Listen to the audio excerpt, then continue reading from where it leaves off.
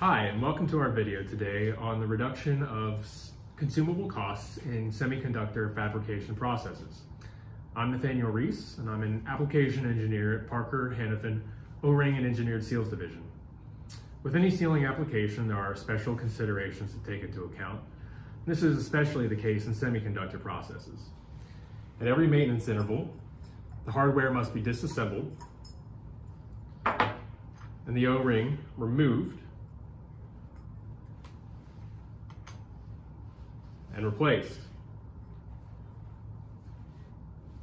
It's important to ensure that the proper tool, such as an O-ring pick, is used for removal to prevent the hardware from damage and to guarantee longevity.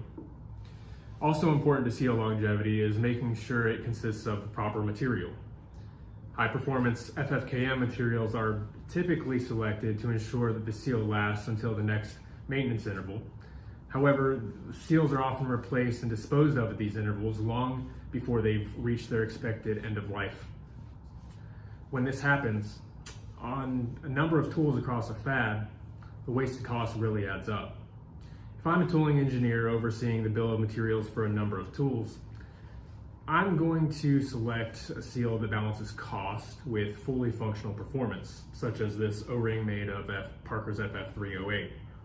This compound is an excellent choice due to its resistance to a wide variety of plasma chemistries, despite being a fraction of the cost of other materials typically used in these kinds of applications. You can find out more at the semiconductor industry page at parkerorings.com. Thanks for watching.